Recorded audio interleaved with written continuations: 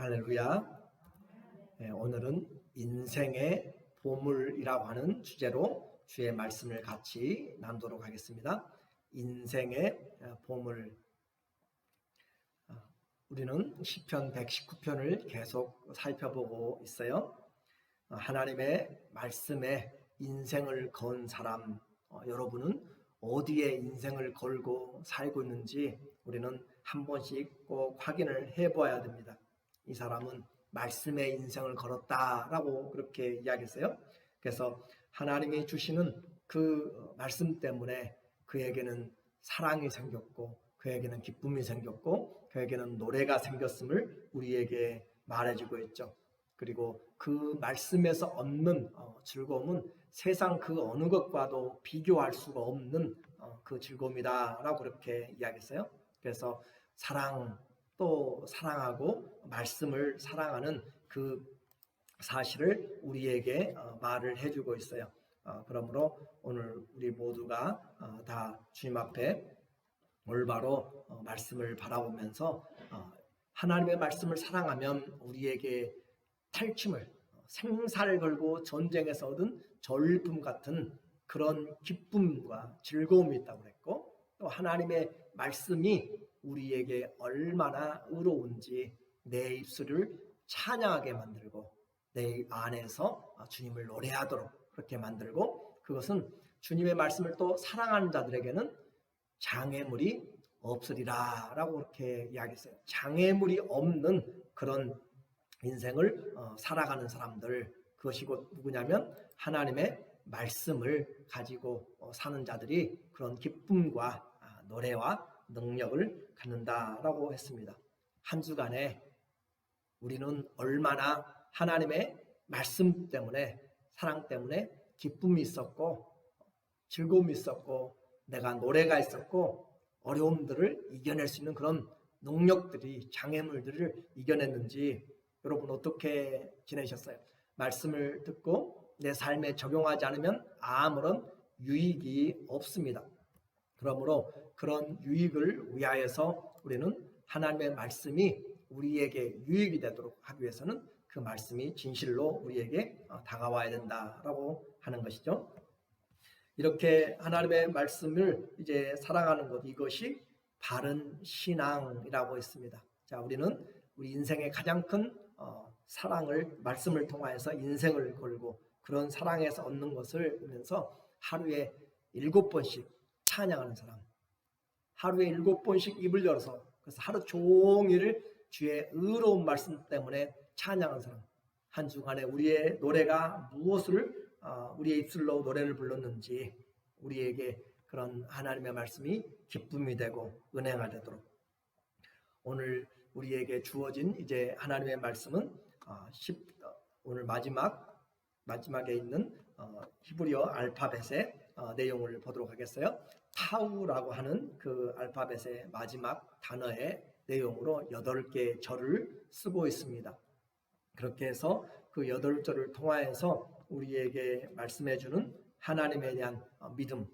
그래서 우리는 이것을 보면 우리에게 마지막에 되어지면 어떤 큰 그런 영광으로 장식하면 얼마나 좋을까, 큰 성공과 부함과 영원한 영광으로 이렇게 했으면 좋을까라고 하는데, 우리가 조금 전에 읽어보았던 것처럼 그렇게 영광으로, 그렇게 큰 승리로, 그렇게 성공으로 보여지지 않아요. 이것은 우리에게 인생에 승리가 없다거나 영광이 없다는 그런 말이 아니라 이 땅의 삶은 고난 가운데 지나가고 있다라고 하는 것이고, 고난 없는 완전한 삶은 없다라고 하는 것을 우리에게 말을 해주고 있어요. 그러니까 오히려 고난의 현실을 인정하고 그럼에도 불구하고 어떻게 살아야 될지 우리에게 분명하게 가르쳐주는 그것이 바로 오늘 본문의 내용이란 말이죠. 그래서 우리에게는 이런 그의 인생, 힘들고 어려운 과정 가운데서도 마지막까지 그가 끝까지 붙잡고 있는 그의 인생의 보물, 그 인생의 보물을 오늘 우리가 보려고 해요. 우리는 이런 보물이 있는가 하는 것이죠. 이솝 오화에 보면은 이 세상에서 가장 귀한 보물이라고 하는 그런 이야기가 있어요.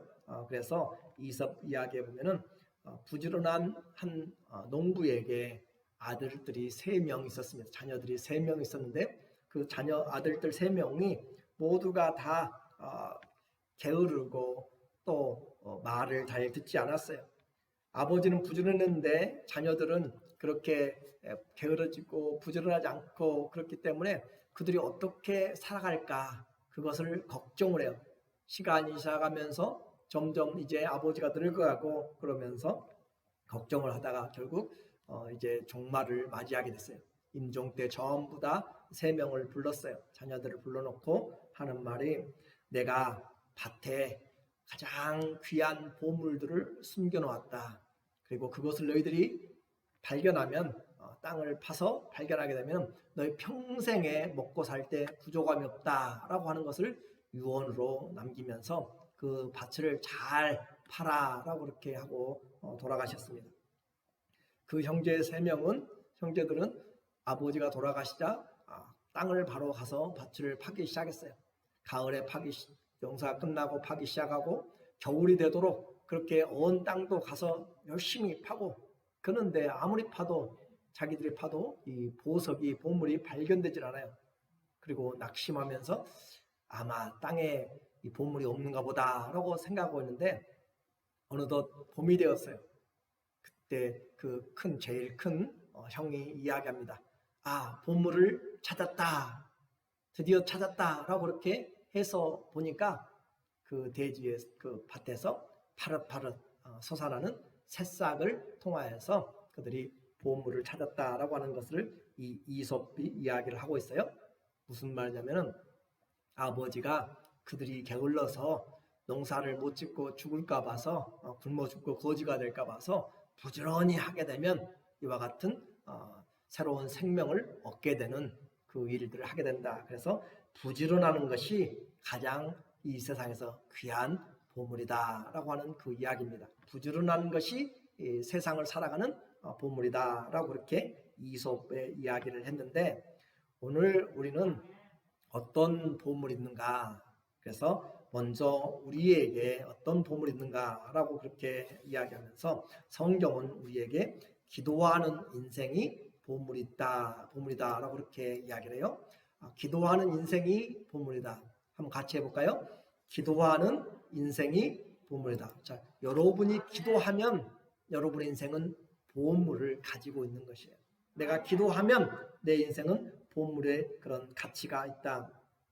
신앙은 가짜가 아니고 어떤 환상도 아닙니다. 이 신앙은 삶의 어려움 가운데서 부딪히고 오늘도 얼마나 갈등들이 있고 또 사람들마다 또 의견이 다르고 어려운 일들을 만나고 하는 수많은 일들이 있을 거예요. 그런데 그런 인생에서 우리는 믿음으로 살아가는 것입니다.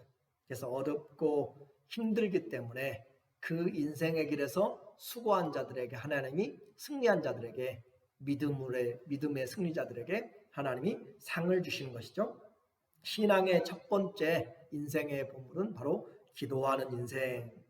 항상 기도하는 삶은 예수님이 데살로니가전서에서만 이야기한 것이 아니고 신약에서만 이야기한 것이 아니고 구약에서도 성도의 바른 길입니다. 그러므로 성도의 삶은 하나님 앞에 기도하는 것으로 그렇게 시작을 하고 기도하는 인생이 바로 보물이다. 오늘 169절에 보면은 여호와여 나의 부르짖음이 주 앞에 이르게 하시고 주의 말씀대로 나를 깨닫게 하소서. 하나님 앞에 나의 부르짖음은 그냥 기도가 아니라 간절한 기도라고 했어요. 목소리로 하나님 앞에 cry out 한다고 그랬죠. 하나님 앞에 외쳐서 부르는 소리예요. 그 부르는 소리, 내 부르짖음이 주님 앞에 이르게 다다르게 상달되게 하시고 그렇다고 해서 큰 소리로만 불러야 된다는 그런 의미가 아니라 간절함이고 믿음으로 그렇게 하는 것이죠. 내가 기도를 해도 주님이 들을지 안 들을지 마음이 없는 그런 믿음이 없는 기도가 아니라 하나님 앞에 속으로 하더라도 한나처럼 속으로 그렇게 입술로만 그렇게 모양으로만 하고 속으로 되뇌더라도 그 간절한 기도, 믿음으로 하는 기도를 부르짖음이라. 주의 말씀대로 나를 깨닫게 하소서. 내가 하나님께 부르짖고 기다리는 것이 뭐예요? 주의 말씀으로 나를 깨닫게 하소서라고 그렇게 말합니다. 우리가 기도할 때 원칙을 알아야 돼요. 우리는 기도하면서 하나님이 우리에게 말씀을 깨닫게 하는 것이죠. 그래서 부르짖음의 간절한 기도가 하나님 앞에 우리에게 분명히 상달되는 것이고, 우리의 기도는 길거리에나 또 산이나 어디 사찰이나 사원에 그들이 비겨서 새겨서 만들어 놓은 그런 돌이나 금은 동 같은 그런 그 상들에게 하는 것이 아니란 거죠. 거기에 바치는 지성이나 또 우상을 세우고 달래는 그런 치성이나 그런 것들이 아니고 하나님 앞에 우리는 믿음으로 하는 기도다라고 했습니다. 그 약속을 받는 분은 약속하신 하나님은 신실하시죠. 신실하고 또 우리의 어려움을 아시는, 그래서 우리의 마음을 알아주면 얼마나 좋을까. 마음을 알면 가장 편한 거잖아요. 마음을 알아주면 가장 의지가 되잖아요. 그래서 아무리 많은 것을 주고 많은 것을 가지고 부족함 없이 살아도 마음이 통하지 않으면 그 집이나 그 회사나 그 어떤 단체에서도 교회나 마음이 통하지 않으면 다 각각 되어지는 것이 각각. 그러므로 주님은 우리의 마음을 살피시기 때문에 신실하신 하나님, 인격의 하나님을 믿음으로 우리의 신앙은 분명한 대상을 가지고 또 그 약속을 해주신 주님 앞에 부르짖는 것이죠. 주님이 들으신다라고 그렇게 말씀을 했어요. 주님이 들으시기 때문에 오늘 하나님의 기도하는 것은 응답은 말씀으로부터 나를 깨닫게 하소서 말씀으로부터 옵니다. 저자는 간절히 기도하면서 나에게 어떤 돈을 많이 달라거나 또 명예나 또 치료나 성공의 기적보다 말씀을 깨닫게 해달라고. 말씀을 깨달으면 뭐가 와요? 기도의 응답이 오는 것이에요. 말씀을 깨닫게 해달라고. 이 관계를 잘 보세요. 여호와여 나의 부르짖음이 주의 앞에 이르게 하시고 내 기도가 하나님 앞에 이르고 다다르게 하시고, 그러면은 이 기도가 다다랐으면은 뭐가 내려와야 돼요? 응답이 내려와야 돼요. 응답이. 그렇죠? 내가 기도를 했으면 응답이 와야 되는데 그 응답이 주의 말씀대로 나를 깨닫게 하소서. 기도할 때 하나님이 말씀을 깨닫게 하시고 내가 말씀을 깨달으면 기도의 응답이 되어진다라고 하는 사실을 우리가 좀 봐야 될 필요가 있어요. 그러므로 하나님 앞에 기도하는 것은 우리가 말씀을 깨닫는 그 복으로 이어지는 것이죠. 170절에 오늘 또 이야기를 해요. 나의 간구가 주 앞에 달하게 하시고, 똑같은 말, 나의 부르짖음, 나의 간절한 기도가 주님 앞에 아까는 이르게 하시고 여기서는 다다르게 하시고 달하게 하시고 주의 말씀대로 건지소서. 자, 여기서도 응답은 뭐로 와요? 주의 말씀하신 대로 나를 건지란 말이에요. 내가 악을 행하였으면 악을 행하고 회개치 아니하면 악을 행한 대로 내가 망하는 것이고, 악을 행한 자라도 하나님 앞에 내가 회개합니다 하면 주님이 네가 회개하면 주님이 우리의 미쁘시고 의로우사 우리를 모든 불의에서 깨끗게 하실 것이요 주의 약속의 말씀으로 우리를 건져내신다라고 그렇게 말씀을 하고 있어요. 그러므로 우리가 기도할 때 이 사람은 지금 마지막까지 가면서 부르짖고 간구하고 그렇게 하고 있어요. 그러면서 뭘 지금 깨닫기를 원하고 무엇으로 구원 얻기를 원하냐면 하나님의 약속하신 말씀으로 깨닫고 말씀대로 구원받기를 원한다. 자, 그러면 오늘 왜 이렇게 기도하면서 이런 말씀의 응답을 원하는가? 그것은 기도가 바로 주님의 뜻을 행하는 도구고, 우리의 모든 필요도 중요하지만 하나님 나라의 원칙은 먼저 그분의 나라와 의를 구하면 주님이 우리에게 이 모든 필요한 것들을 공급해 주시기 때문에 그 약속의 말씀을 믿고 기도할 때 주님이 우리를 인도해 주시고 보호해 주시고 공급해 주시고 우리에게 하나님의 은혜를 베풀어 주시는 사실입니다. 이것이 기도의 원리예요.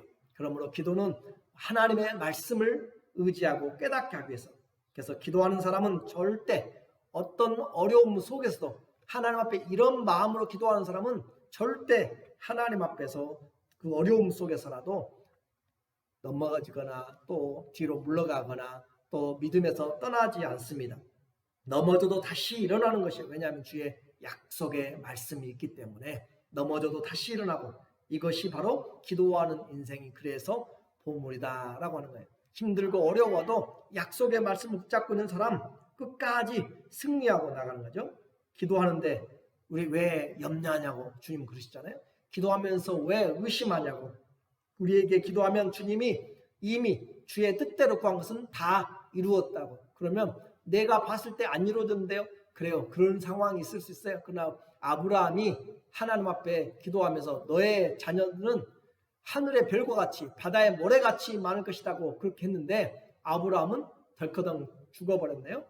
아들 이삭을 남겨두고 또 그들을 통해서 6명의 그런 사람들을 남겨두고. 그렇지만 아브라함은 하나님께서 말씀하시기를 나는 산자의 하나님이라 라고 그렇게 이야기해요.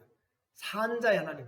아브라함은 죽은 것 같은데 하나님 안에서는 살아있는 자고, 우리는 육신으로는 죽은 것 같지만 하나님 안에서는 다 영으로는 산 자이기 때문에 하나님은 기도의 응답을 해 나가시고 계신다라고 하는 사실이죠. 그래서 우리가 분명히 알아야 될 것이, 하나님이 우리에게 함께 하시기 때문에 힘들고 어려워도 우리는 뭐 해야 돼요? 기도하는 인생이 내 인생을 보물처럼, 그렇게 보배처럼 만들어 나갈 수가 있어요.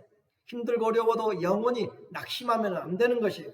그러면 내 영혼이 힘들고 어려워도 절대 하나님 앞에 낙심하지 말고 주의 이름으로 승리하면서, 시편 42편 5절에 보면은 고라 자손의 시 가운데 이런 이야기가 나와요. 내 영혼아, 내가 어찌하여 낭망하며 어찌하여 내 속에서 불안하여 하는고. 한번 생각해보세요. 이렇게 힘들고 어려울 때 모든 것이 다 막히고 힘들고 어려울 때, 요즘 홍수들을 보게 되고 중국이나 일본에 또 한국에도 홍수가 나는데 집들이 다 무너지고 정말 돼지나 또 모든 동물들도 떠내려가고 건질 것이 없는 그런 가운데서 어떻게 해야 될까, 살아야 될까 막막한 그런 가운데도 볼 수가 있어요. 우리는 꼭 그것만이 아니라 지금 이 전염병과의 가운데서 지금 살고 있는 것이죠. 내 영혼아, 어찌하여 낭망하며 어찌하여 내 속에서 불안해하는고. 겉을 바라보고 환경을 바라볼 때 밖에서 다가오는 것이 우리에게 낭망하는 뉴스들만, 낙심케 하는 소식들만 들리고 우리 도무지 힘들고 어려워서 그냥 계속 의기소침하게 되어지고, 내 속에서 불안해하는 거 도대체 어떻게 될 것인가, 이 어려움에서 어떻게 될 것인가. 그럴 때 우리에게는 답이 있어요.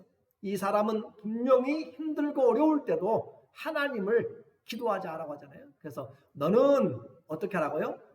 하나님을 바라라, 하나님을 기대하라, 하나님을 바라보라, 하나님을 의지하라, 그 말이죠. 하나님을 바라라. 그 얼굴에 도우심을 인하여, 그 얼굴, 하나님의 얼굴, 하나님이죠. 그 하나님의 얼굴에서 있는 그 도우심, 그 얼굴을 우리에게 향하여 드사 평강 주시기 원하고 은혜 부시기 원하시는 그 하나님의 얼굴을 인하여 내가 오히려 어떻게 해요? 낙심과 절망 가운데서 어떻게 해요? 찬양이 나오게 되는 것. 이것이 신앙이고 이것이 믿음입니다. 오늘 이 사람의 삶에서 정말 영혼이 낙담해 가요. 그러니까 우리 신앙은 어떻게 되는가? 제가 여러분에게도 말씀을 전하지만 내 스스로도, 내 영혼에게 향하여서도 여러분도 스스로 믿음으로 여러분에게 영적인 그런 믿음의 싸움을 해야 되는 것이에요. 11절에도 동일한 이야기를 해요. 내 영혼아, 네가 어찌하여 낭망하며 어찌하여 내 속에서 불안하여 하는고. 너는 내 하나님을 바라라. 나는 내 얼굴을 도우시는 내 하나님 오히려 찬송하리로다. 이 5절과 11절의 차이가 분명히 있어요. 5절에서는 그 얼굴의 도우심, 그 얼굴은 하나님의 도우심입니다. 하나님의 얼굴이에요. 하나님의 얼굴의 도우심이고, 이 11절에서는 내 얼굴을 도우시는 하나님이세요. 그러니까 얼굴에는 뭐가 나타나죠? 걱정과 근심이 나타나게 돼 있어요. 얼굴에는 아무리 마음이 속에서 내가 강하고 담대하게 한다고 해도 얼굴에 걱정이 마음에 걱정이 있으면 나타나게 돼요. 저도 지금 하면서 여러 가지 염려가 있어요. 지금 오늘 예배 드리면서 말 못할 사정들이 좀 있어요. 그런데 그것들이 보이게 돼요. 그런데 하나님이 어떻게 해요? 내 얼굴을 도우시는, 우리의 얼굴을 도우시는 하나님을 바라보라 라고 하는 거죠. 주님이 우리의 얼굴을 도우실 때 우리는 어떻게 해요? 오히려 찬송을 하게 된다라고 하는 것, 이 역전을 보세요. 그래서 우리 지금 개역 성경에는 이것을 똑같이 써가지고 그 얼굴이란 것을 다 없애버렸어요. 개역 개정에는. 근데 우리가 가지고 있는 옛 성경에는 이렇게 얼굴이 다르게 원문에 그렇게 있는 대로 번역을 했어요. 그러니까 제가 이런 것들을 살펴가면서 우리에게 무엇이 더 유익인가, 또 어떻게 해석해야 될 것인가를 말씀을 해드리고 있어요. 주님은 우리를 살피십니다. 그렇죠? 우리 지난 주일에도, 이번 주일에도 이야기했어요. 하나님은 해요 방패시고 그 부르짖는 자들의 얼굴을 살피신다. 기름 부음 받은 자의 얼굴을 살피신다라고 했잖아요. 하나님이 얼굴을 살피시고, 그리고 살피시면서 우리에게 뭘 비춰줘요? 그분의 얼굴에 빛을 비춰주시고, 그럼으로써 악인에게는 하나님의 얼굴이 심판과 진노지만 우리에게는 하나님의 얼굴이 은혜와 평강이 된다라고 하는 것이죠. 그래서 우리의 얼굴을 도우시는 그 하나님, 자, 오늘 우리는 분명히 적용할 말씀들이 있어요. 내 영혼이 낙심케 되고 정말 사방에서 우겨쌈을 당하고 힘들고 어려워 낭망이 되고 속에서 불안하여 견딜 수 없고 잠 못 이루고 그런 불면증이 있고 할지라도 우리는 누가 계세요? 하나님을 바라보면, 하나님이 계시기 때문에 하나님을 바라보면 주님께서 우리를 도와주십니다. 주님이 우리의 얼굴을 도우신다는 것은 우리의 일들을 도맡아 주신다라고 하는 것이에요.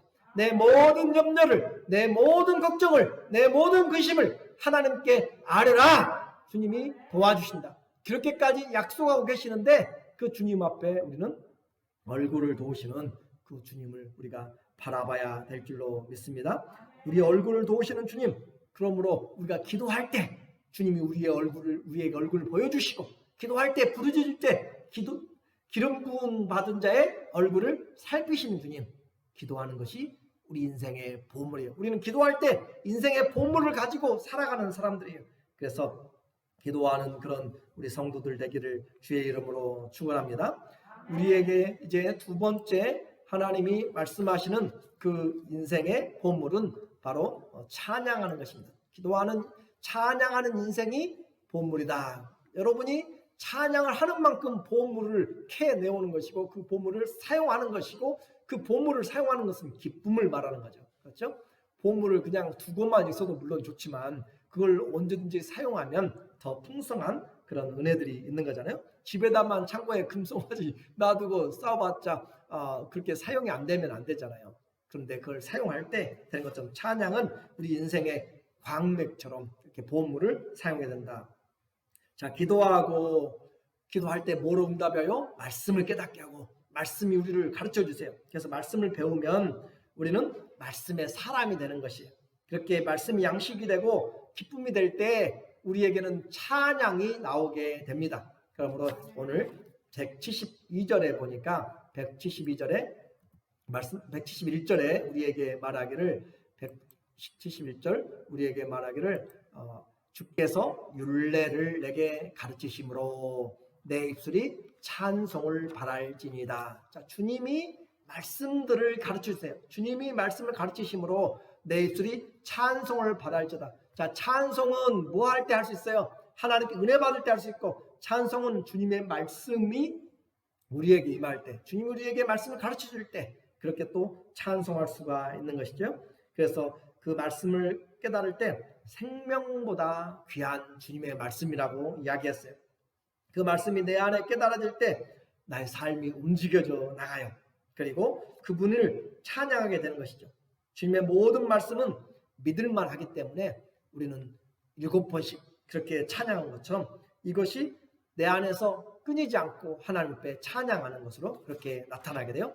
172절에도 마찬가지로 오늘 우리에게 이야기해요. 주의 모든 계명이 의로움으로 내 혀가 주의 말씀을 노래할지니이다. 주의 모든 계명이 의로우심으로, 주의 모든 계명이 의롭다. 그러니까 하나님의 모든 말씀은 의로우시다. 관계를 회복하신단 말이에요. 그리고 하나님의 뜻대로 이루어지는 것이 의로운 관계예요.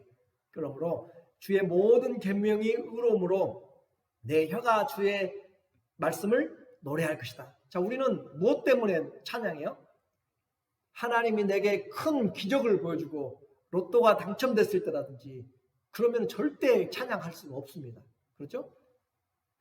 그렇게 로또는 잘 당첨이 안 되는 것이니까. 그렇게 하면서 우리의 인생의 보물은 정말 주님의 말씀이 의롭기 때문에 그 말씀이 의롭다는 것을 깨달을 때 우리가 하나님 앞에 내 혀가 하나님을 찬양한다. 그러니까 우리는 찬양할 이유가 있네요. 하나님의 의로운 말씀 때문에 우리는 찬양하게 되고 주님의 말씀을 깨닫게 됨으로써 하나님을 찬양하게 되고 이것이 성경에 나와 있는 우리의 창조의 목적이잖아요. 이사야서 3장 21절에도 이 백성은 내가 나를 위하여 지었나니 나의 찬송을 부르게 하려 함이라. 무엇 때문에요? 하나님의 말씀이 의로우시기 때문에. 자, 구약 성경은 3분의 1이 시로 되어 있습니다. 시로. 노래로 되어 있어요. 노래로. 그러니까 시편만 시가 아니라 구약 성경의 3분의 1이 시로 되어 있다는 것은 노래다라고 그렇게 할 수 있는 거죠. 찬양은 영혼의 노래요. 죄된 세상을 치유하는 것이죠. 그래서 말씀을 배우고 깨닫는 것, 내 입술이 세상에 그냥 유행가만 쫓아서 하는 것이 아니고 세상의 그런 사람들의 말만 가지고 전달하는 그런 인생의 입술이 아니라 하나님의 그 의로우심을, 하나님의 그 사랑을, 하나님의 그 은혜를 증거하는 찬송하리로다. 우리 주 예수 그리스도의 하나님 아버지 그분께서 예수 그리스도를 죽은 자 가운데 다시 살리게 하사 살려서 부활에 이르게 하셨으니 우리를 부활로 낳아주셨잖아요. 그를 통하여서 우리를 부활로 살려주신 하나님. 자, 이 사람은 지금 우리에게 지난주에도 164절에서 하루에 7번씩 내가 주님을 찬양한다 라고 했는데 그 말이 말장난이 아니라 오늘도 171절, 172절, 175절에서 하나님을 또 연이어서 계속적으로 찬양을 하고 있어요. 그러니까 찬양하는 인생, 그것이 곧 하나님 앞에 우리의 인생의 보물이 되고, 무엇 때문에요? 말씀 때문에 찬양하고 시와 찬미와 신령한 노래로 찬양하는 노래가 있는 인생은 보물 같은 인생이죠. 그 말은 곧 찬양하면 우리 인생이 보물 같은 인생으로 변화되어 간다라고 하는 사실이죠. 내 인생에 찬양이 끊이지 않는 것은 말씀이 들어올 때요. 말씀이 없으면 믿음이 없는 것이에요. 믿음은 들으면서 나기 때문에 그 말씀이 들려질 때 믿음이 생기고 그 말씀이 들려질 때 노래가 나오고 그 말씀이 우리를 회복시키는 것이고 그렇게 해서 우리의 인생을 변화시켜 나가는 거죠. 세 번째 마지막으로 우리에게 말씀하는 것은 우리의 보물은 말씀을 기억하는 인생이 보물이다. 자, 기도하는 인생이 보물이고 내 인생에서 찬양이 있으면 보물이 있는 삶을 사는 것이고 말씀을 기억하면 보물이 있는 인생을 사는 것이에요. 이 사람은 지금 입술로 주님을 찬양하면서 그의 말을 지키는 그런 순종의 결단을 지금 하고 있습니다. 그래서 173절에 보면은 173절에 보니까 주의 택하신 법도들을 내가 주의 법도들을 택하여 싸우니 주의 손이 항상 나의 도움이 되게 하소서. 자, 이 사람은 하나님 말씀을 택하였어요. 우리 인생에서 선택할 것 분명히 있어요. 의지적인 인생은 하나님의 말씀이 그냥 가만히 있어도 내게 믿음으로 막 들어오는 것이 아니에요. 내가 의지를 발동하고 내 정신을 쏟고 시간을 투자하고 내 믿음으로 사야 되는 거예요. 기회를 사야, 의지적으로 사야 말씀을 내가 택할 수가 있는 거예요. 오늘도 이 예배 대신에 세상의 즐거움과 안락함과 내 유익을 위해서 그렇게 본인이 택한 것으로 삶을 살 수가 있어요. 그러나 우리는 의지적으로 하나님 앞에 보물 같은 그런 인생을 살기 위해서는 내가 주의 법도들을 택하여 싸우니. 여러분 하나님의 말씀을 택하고 계세요? 하나님의 말씀을 택하는 것, 그것이 바로 내 인생의 보물을 내가 쌓아놓는 것이에요. 나의 소유는 이것이니 곧 주의 말씀을 지킨 것입니다. 내 기업이 말씀을 지킨 것인 것처럼. 그래서 택하였사오니 주의 손이 항상 나의 도움이 되게 하소서. 자, 여기서도 기도의 응답이 어떻게 오는지를 이야기해요. 이 사람은 여러 가지 선택할 게 있어요. 그런데 뭘 택하려고 의지를 정했어요? 말씀을 택하려고. 주의 법도는 말씀을 이야기해요. 주의 말씀을 택하려고 인생의 의지적으로 붙잡았어요. 시간을 내서 게임하는 것보다도, 시간을 내서 놀러 다니고 돌아다니는 것보다 시간을 내서 뭐 한다고요? 말씀을 붙잡으려고 그렇게 택하였어요. 그랬더니 주의 손이 항상 나의 도움이 되게 하소서. 주의 손이, 아까는 얼굴이 도와주셨죠? 이제는 주의 손이, 그 말은 하나님이 전체적으로 우리를 도우신단 말이에요. 하나님의 말씀을 통하여서 우리에게 눈이 되어주시고, 말씀을 통하여서 우리에게 얼굴을 비추시고, 말씀을 통하여서 주의 의로운 오른손 우리를 건져주시고, 그렇게 해서 하나님이 우리에게 도움이 되시는, 하나님의 손이 항상 도움이 되는, 우리는 이것을 보면서 분명히 기억해야 돼요. 사람들이 전쟁터에 나갈 때 군인들이 그냥 가지 않아요. 옛날 같으면은 자기가, 군인들도 활을 쏘는 군인이 있고 창을 다루는 창군이 있고 또 칼을 쓰는 그 사람들이 있어요. 그러니까 자기가 어떤 무기가 주 무기인가라고 그것을 생각하고 그렇게 자기 손에 익숙한 칼과 활과 창, 그런 무기들을 가지고 가는 것처럼 성도들은 말씀을 택하고 그 하나님의 도움으로 방패를 삼기를 원하는 것이죠. 그래서 성도들은 생각해야 돼요. 나는 아무것도 없다. 또 나는 아무것도 할 수 있는 것이 없다라고 그렇게 하지 말라는 거죠. 우리에게는 뭐가 있어요? 말씀이 있어요. 우리는 뭘 택할 수 있어요? 말씀을 택할 수 있어요. 그러니까 나는 아무것도 없다거나 나는 아무것도 할 수 없다거나 그렇게 하면 안 되고, 우리에게 말씀을 택하고 그 말씀을 붙잡을 때 그 말씀이 우리를 도와주시고, 그 말씀이 우리를 세워나가시고, 말씀이 우리를 공급해 주십니다. 이것은 우리 인생에서 분명히 우리가 붙잡아야 될 내용이에요. 말씀을 붙잡는 자에게, 택한 자에게 여기서도 주님이 도움이 된다고 그랬죠. 이것은 이 시편뿐만 아니라 성경 전체의 말씀이 바로 하나님의 말씀을 붙잡으면 그의 인생이 승리한다라고 하는 것이에요. 그래서 여호수아 1장 8절에 보면 이 율법책을 내 입에서 떠나지 말게 하며, 여호수아에게 지금 모세가 해주는 말이에요.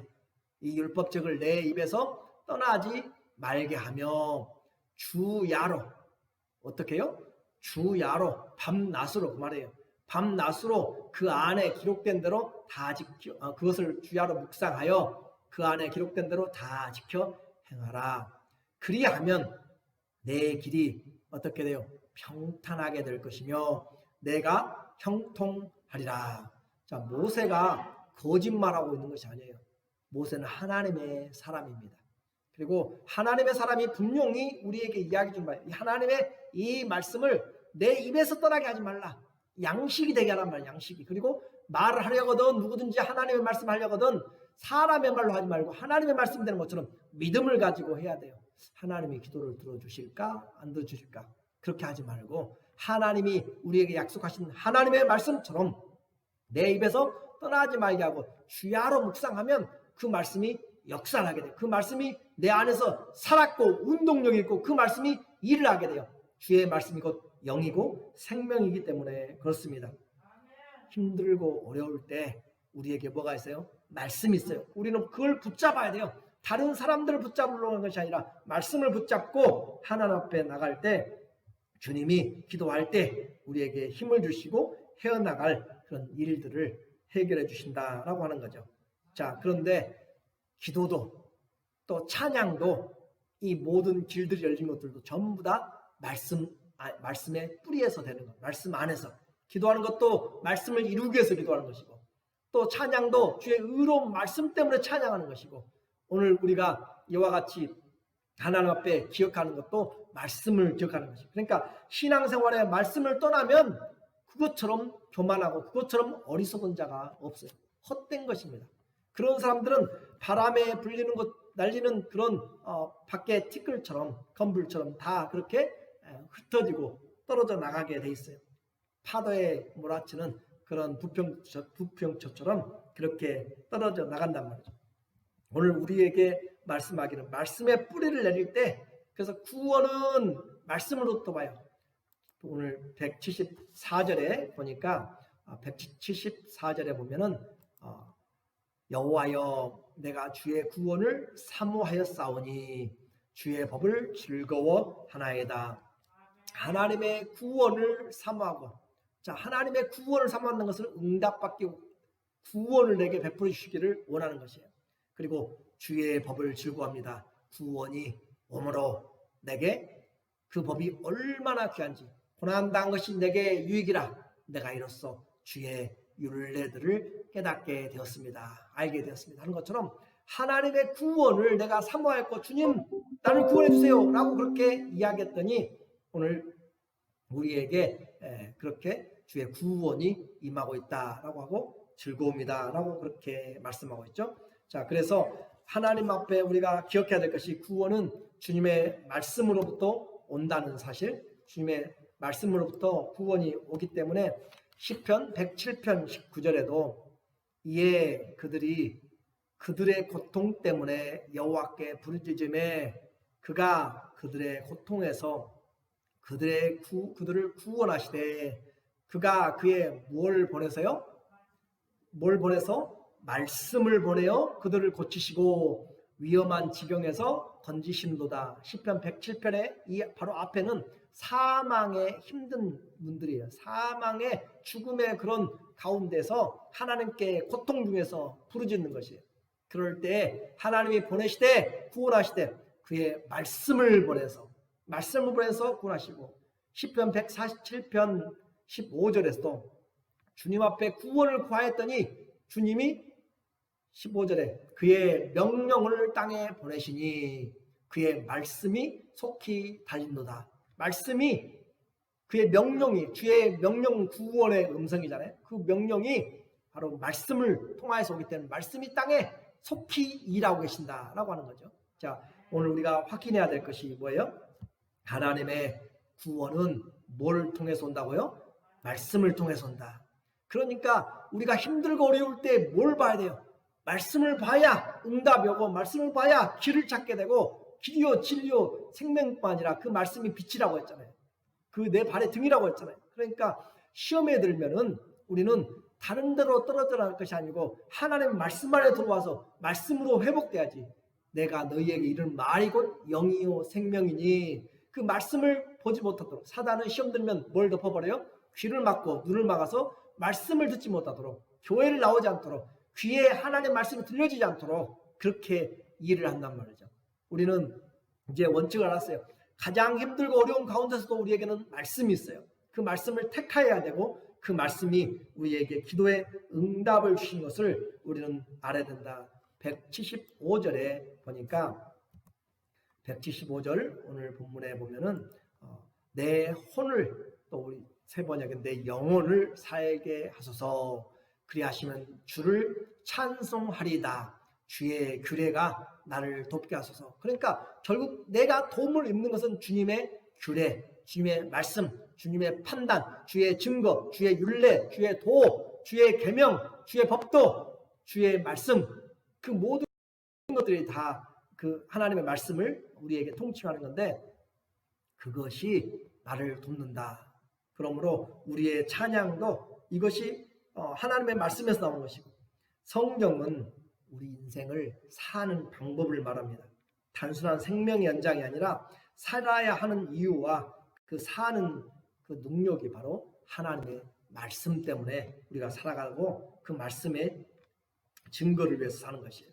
그래서 인생의 가장 힘들고 어려운 환경에서도 우리는 하나님 앞에서 그 말씀으로 같이 이 사람이 나가는 것처럼 그렇게 말씀을 붙잡아야 된다. 오늘 마지막 176절에 보면 이른 양같이 내가 유리하오니 주의 종을 찾으소서, 내가 주의 계명을 잊지 아니함입니다. 자, 우리는 여기까지 오면서 히브리 알파벳 22개의 각 한 자마다 8절씩 176절까지 오면서 마지막에 화려한 그런 영광과 승리와 그런 영원한 것들을 우리가 기대를 했어요. 그런데 주님은 이 사람은 여기서 어떻게 쓰고 있냐면 자기 자신이 지금 잃은 양이다 라고 그렇게 표현하고 있어요. 잃은 양같이 내가 유리방황하고 있사오니 주의 종을 찾으소서. 자, 잃은 양은 무리에서 또 목자의 그 손에서 떠나간 사람들이에요. 길을 잃어버리고 자기 뜻대로 가든지 길을 낭떠러지에 떨어졌든지 무리에서 떨어져 나간 그런 잃은 양들에게 기다리고 있는 것은 딱 한 가지입니다. 죽음이라고 하는 것이죠. 사자나 독수리나 또 그 표범이나 곰이나 늑대나 이리들 그를 기다리고 있는 것은 죽음 외에 다른 방법으로 잃은 양을 설명할 수가 없어요. 잃은 양은 멀리 보지도 못하고 자기를 방어할 만한 것들을 하나도 갖지 못한 것이에요.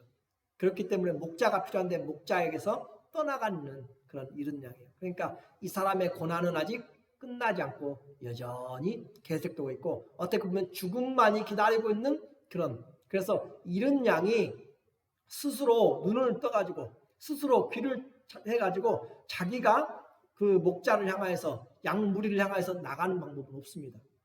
우리는 누가복음 15장에서 보는 것처럼 100마리 중에서 한 마리 잃어버리니까 그 목자가 찾을 때까지 찾아 돌아다니는 것처럼 양은 스스로 목자에게 돌아오지 못해요. 목자가 찾으러 가야 돼요. 여기서도 그러잖아요. 잃은 양같이 내가 유리하오니 주께서 주의 종을 찾으소서 그렇게 이야기해요. 그래서 하는 말이 내가 주의 계명을 잊지 아니함이니이다. 나는 잃어버린 양이 되었어도 그런 절박한 환경 가운데서도 뭘 잊지 않았어요? 말씀을 잊지 않았습니다. 라고 하는 이 고백이 정말 하나님의 입장에서 듣는다면 얼마나 대단한 그런 사랑의 긍휼의 마음이 가는가. 목회자도요, 성도들이 힘들고 어렵고 정말로 어렵고 이 정도 되면은 다 놓아버릴 것 같은 그런 상황들이 있잖아요. 사람들 살다 보면은. 그런데 그런 환경 가운데서도 주의 말씀을 붙잡고 끝까지 있다면 거기에 긍휼의 마음과 또 사랑과 그 모든 그 증거가 그대로 증거되고 그를 도와주고 싶은 것이죠. 그러므로 오늘 우리에게 말씀을 기억하는 것 가장 큰 보배입니다. 시편 119편은 우리에게 인생의 가장 절박한 환경까지라도 잃어버린 잃은 양의 상태가 되더라도 주님이 나를 찾으실 것을 말씀을 통하여서 기억하고 주님은 찾을 때까지 찾으시니까 주님은 아무도 그의 손에서 뺏어가지 못하니까 주님은 반드시 나를 찾아낼 것이다. 나는 주의 계명을 잊지 아니하겠습니다. 나만 혼자 내가 덮어버리거나 내가 스스로 잘못된 선택을 하거나 그렇지 않고 기다리면 주님이 그 기쁨의 수렁에서 우리를 건져내실 것입니다. 오늘 우리 모두에게 이 사람의 인생에서 쭉 살펴보면서 구원이 없는 것 같이 느껴질 때가 많아요. 그런데 실은 그 모든 일, 모든 범사에 그때 그가 위경 가운데 기도하고 그가 찬양하고 그가 즐거워하고 하는 그 모든 순간순간이 하나님의 구원으로 임하고 있어요. 그러니까 그의 인생 전체가 하나님의 큰 구원의 역사 안에서 하나님의 사람으로 만들어가고 있습니다. 오늘 우리 모두가 이 사람이 약속은 받지 못했어요. 왜냐하면 우리는 아직 하나님의 나라에 가지 못했기 때문에 그래서 약속을 받지 못했지만 그러나 하나님께서 우리에게 증거하신 대로 내 인생의 보물이 있어요. 내 인생이 보물이 될 수 있는 것은 기도가 살아있으면 기도할 수 있으면 나는 보물의 인생으로 만들어가는 것이고 내 안에 말씀 때문에 찬양이 있으면 다른 것 때문에 찬양이 아니라 의로우신 말씀 때문에 내가 깨닫고 내가 배우고 내가 하나님의 의로운 말씀을 알 때 찬양이 되고 그리고 잃은 양이 되어서라도 하나님의 말씀을 기억할 수 있다면 그 사람은 하나님 앞에 끝까지 승리한 자, 인생의 보물을 가진 사람, 변하지 않는 사람, 어떤 환경 가운데서도 승리할 수 있는 하나님이 믿으실 만한 그런 사람입니다. 오늘 우리 모두에게 이런 인생의 보물을 가지고 주님 앞에 끝까지 충성하는 우리 모두 되기를 예수님의 이름으로 축원합니다.